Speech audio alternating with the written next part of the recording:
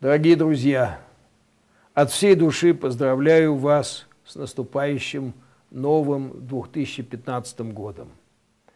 Уходящий 2014 год был очень богат на события в наших отношениях.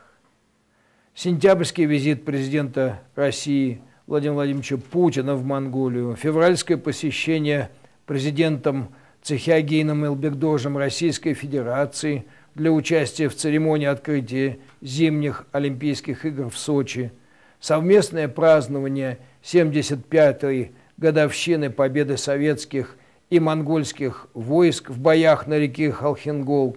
Наконец, это и возвращение после 20-летнего перерыва безвизового режима взаимных поездок граждан Российской Федерации и Монголии.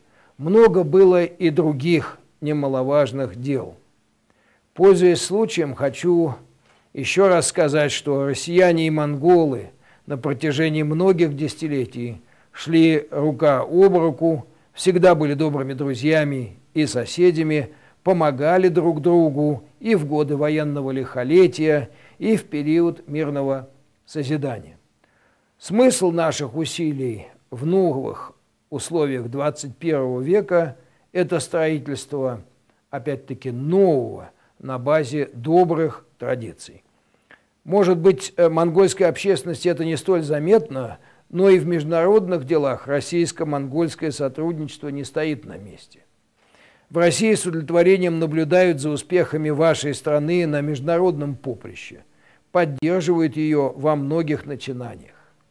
Россия поддерживает Монголию в ее желании стать членом АТЭС, выступила за проведение саммита А7 2015 года в Улан-Баторе, готова к углублению взаимодействия в рамках ШОС, высоко оценивает инициативу президента Элбекдожа по запуску трехстороннего взаимодействия Россия, Монголия, Китай.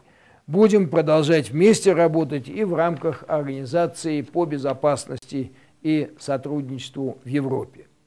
В Новый год мы вступаем с уверенностью в хороших перспективах стратегического партнерства и традиционного всеобъемлющего сотрудничества между Россией и Монголией.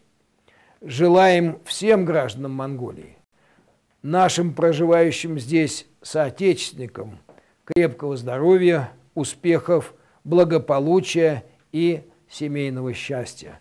С Новым годом! Шинджелин Манхургая!